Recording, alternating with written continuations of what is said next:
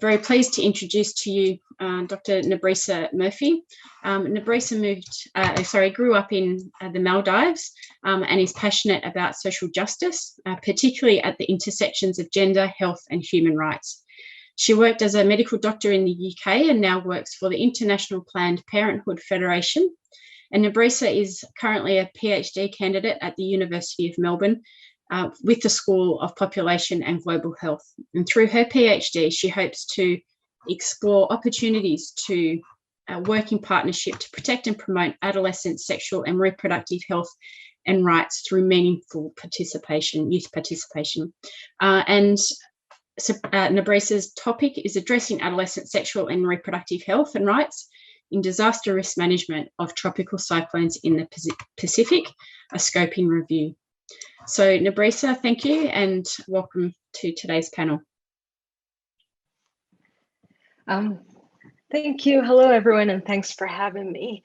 So as Sonia mentioned, my name's Nabreesa, and I'll be presenting a little part of my PhD, which is a scoping review on youth, sexual and reproductive health and rights, and disaster risk reduction in the Pacific.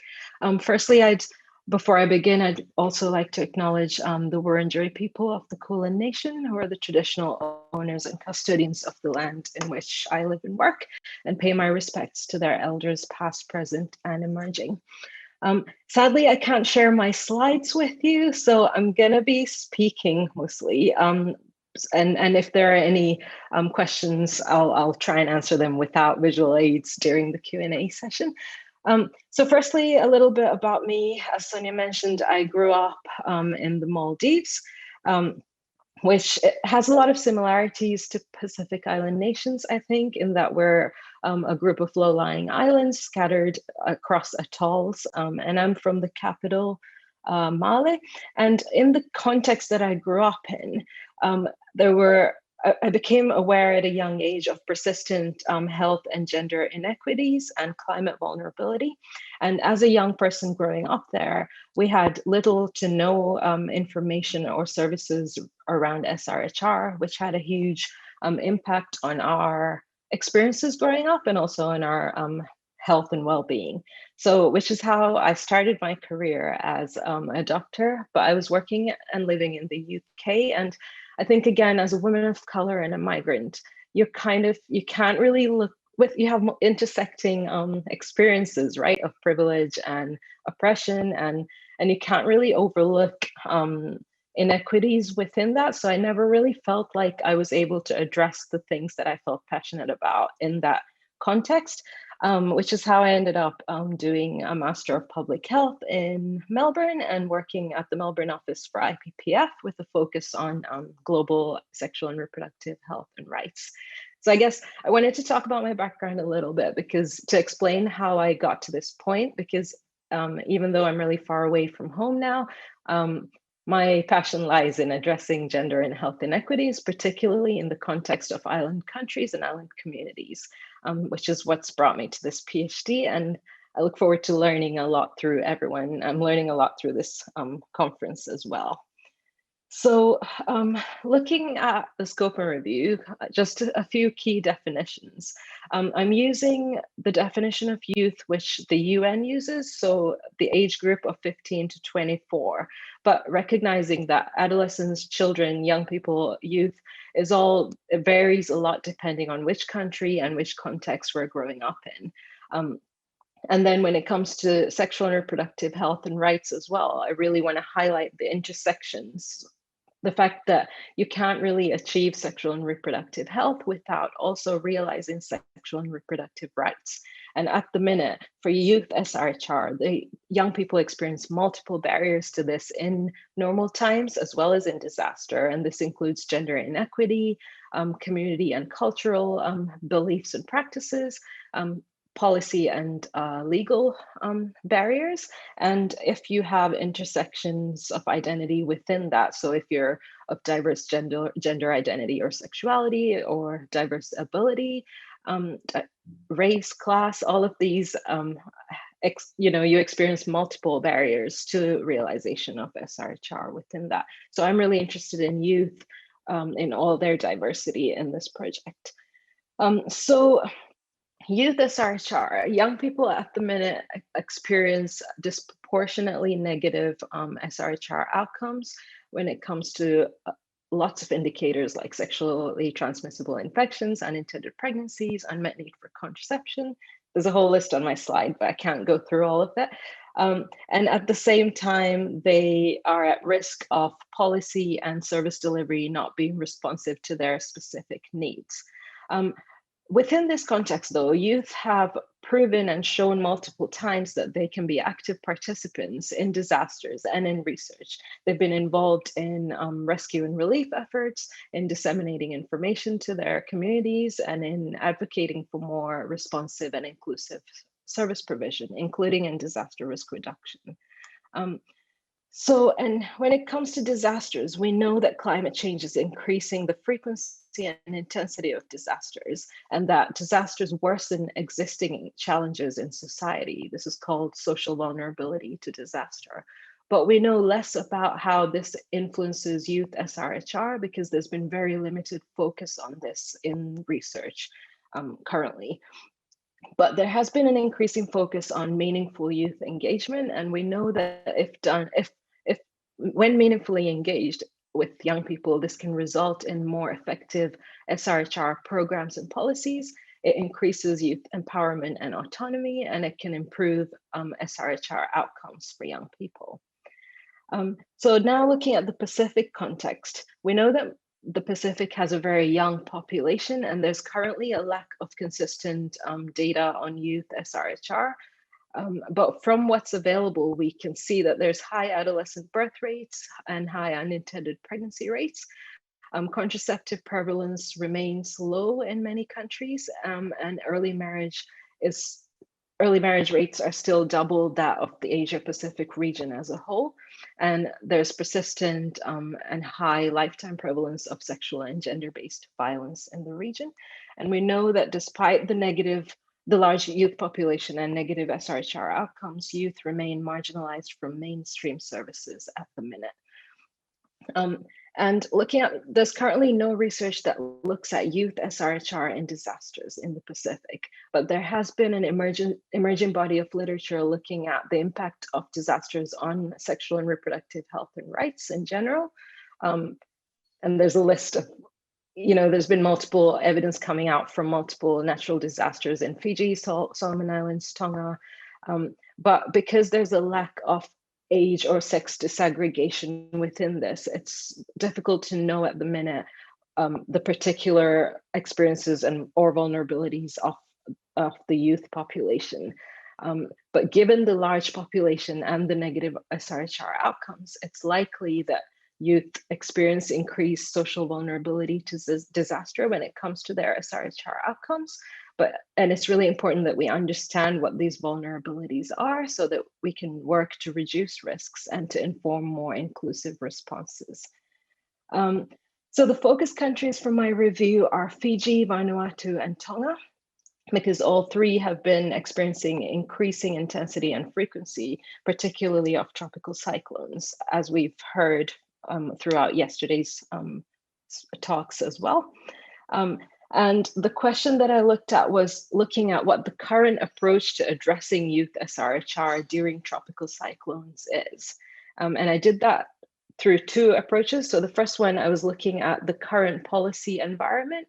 And for that, I analyzed disaster risk reduction policies regionally, nationally, and provincially in these three countries. And then I also looked at what's currently happening in disaster responses. And for this, I analyzed response reports that were available for the TC Herald humanitarian response. And my aims were to identify existing barriers, but to also identify opportunities for strengthened efforts in disaster risk reduction and response, and also to understand what's missing so that we can focus more on that for the rest of the PhD. So data collection was from April to September, and it's really important as well to recognize that obviously everyone was really busy during this time, and I was unable to travel in and meet people and be as involved as as I would have liked to be. So the data was very limited to what was widely available online mostly. So I looked at regional policies, national and provincial policies that were available to me online, and also mainly response reports, needs assessments, and analyses that were available through Relief Web related to TC Herald. So I analyzed them using qualitative content analysis with an intersectional framework. So I was really looking at youth in all their diversity. And I had 4 main things that I looked at. So if youth were mentioned, and if so, how they were mentioned. There's a list of 11 SRHR issues that I looked at, including gender equality, inclusion, contraception. So there's a whole list. And so I looked at what was included and for which population groups they were mentioned. I also looked at youth SRHR specifically, and then youth engagement, if it was mentioned or identified, and if so, how they were engaged. So in total, I had 9 policies and 28 response reports. Which, yeah, it's difficult to explain without showing you. And I had a traffic light system, right? So I did a grid. So green is for any issues that were specifically identified. Orange is for any that was a bit unclear. And red was if it was not mentioned at all. So for policies, there was a focus on youth as a population group and on youth engagement, but youth SRHR was not a focus at all. And when it came to SRHR, many policies mentioned gender inclusion and protection as a focus, but SRHR as a health issue, or a public health issue, or a service delivery issue were less of a focus. And then I pulled out all the SRHR issues that were mentioned, and I've got it in like a color-coded, I analyzed them thematically. So the themes that came out, SGB, sexual and gender-based violence, and protection and safety, and gender and inclusion. These were the 3 themes that were mainly mentioned within policies. Yeah, I can share these later in some way if anyone's interested. So when it came to response reports, I also looked at whether there were age disaggregated data generally, but also related to SRHR. And within this, you can there's less of a clear focus on youth. And a lot of that is related to the fact that when age groups were mentioned, they were very inconsistent. There wasn't a consistent disaggregation. And so the 15 to 24 age group was really difficult to pull out. And there was disaggregated data was very limited in general. Only 4 of the 28 reports mentioned youth engagement. So youth engagement was less of an identified focus as well. But the majority of documents mentioned multiple SRHR issues, which I've also analyzed again and pulled out into color-coded themes. So here, the focus again were on SGBV and protection. Less of a focus, only a few mentioned SRHR service access and the service-related issues that I'd looked at. And menstrual health came up as a big box, but that was because I'd included hygiene and dignity kits within menstrual health and hygiene, mainly because I wanted to look at whether there were potential opportunities there to have more of a focus on menstrual health. So identified barriers through this analysis. Youth were often mentioned through a deficit lens, as like vulnerable or as at-risk populations, which can be a barrier to recognizing the strengths that they have. Myths around family planning and sociocultural stigma around SRHR issues were mentioned by multiple reports as barriers to access to care, but also to provision of care. And women's groups and youth groups continued to be excluded from decision making, which was identified by a lot of reports. A lot of this was to do with COVID-related restrictions as well, with decisions being mostly made by village headmen. Gender inequality was also identified as a concern for women's access and for provision of services to them related to SRHR. And the final barrier were barriers in built environment, which was particularly highlighted for people living with disability when it came to menstrual hygiene management, wash facilities, and access to clinics as well, physical access. So the potential opportunities that were identified was that multiple SRHR issues were identified in both policies and response reports. And the population groups that they mentioned, which included women and girls, people with disabilities, diverse sexuality and gender identity, it's very likely that youth as a population group that are included within all of these. So this is an opportunity to really hone down on youth-specific needs. And the fact that all policies had a priority on gender inclusion and protection, again, is a critical avenue to highlight youth SRHR more. And policies identified youth as contributors and as agents of change. That's how they're described through a more strengths-based focus. So there's an opportunity there as well. And within response reports, youth were the four that mentioned youth engagement. They were involved as volunteers, as committee members, and as response team members. And all policies and response reports highlighted the importance and the need for strengthening multi-sector collaboration. And there were lots of potential avenues that were identified through this, which I can talk about more later or share more with you, because I'm running out of time. So in conclusion, there's currently a limited focus on youth SRHR, but multiple SRHR risks and the increased need for SRHR services were identified following TC Herald.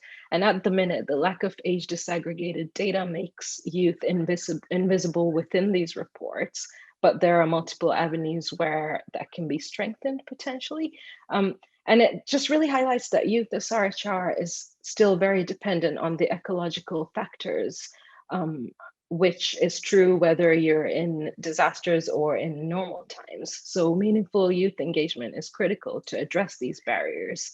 And the good thing is that policies focus on youth engagement, and responses have identified multiple ways in which youth can contribute. So there's opportunities there to identify youth-specific vulnerabilities and inform risk reduction strategies to strengthen future responses as well. So I'll stop there. Thank you for listening to me. And I'm really, again, I just want to highlight that I'm really open to hearing your experiences and to learning from everyone in this forum as well. So thank you.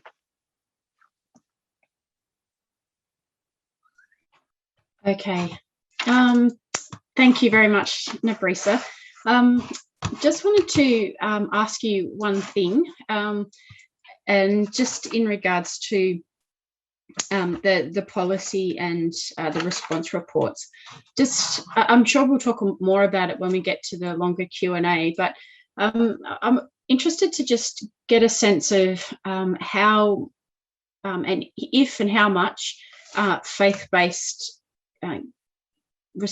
communities, leaders were included in the policies and the response reports, particularly just given the importance of faith-based organisations, faith-based leaders that are at play in the Pacific and that Pacific context. Sure, yeah. So the provincial, oh, you didn't see the list of, so the policies that were available to me, the only provincial ones that were available were all from Vanuatu. They were from Sanma, Tefia, and Torba. And it was only within those provincial ones that I noticed faith-based organizations being mentioned, because as important to be included within disaster risk management committees. And specifically around SRHR, there were related to issues around sexual and gender-based violence and issues around early marriage in particular. They mentioned that the responsible organization, so there's tables where they've looked at potential disaster scenarios and potential organizations that might be involved in responses. And when it came to things like domestic violence, SGBV, early marriage, a lot of the responsible organizations were more around like faith organizations and family members. So it kind of highlighted the, the thing about a lot of the SRHR, that kind of issues being seen as a private issue or as a family and community issue rather than a legal or policy issue. Yeah, okay, great, thank you. Sure. All right, yeah, I'm sure that we'll come back to that. I feel that it's probably something that will have, some real relevance to the discussion that we're having.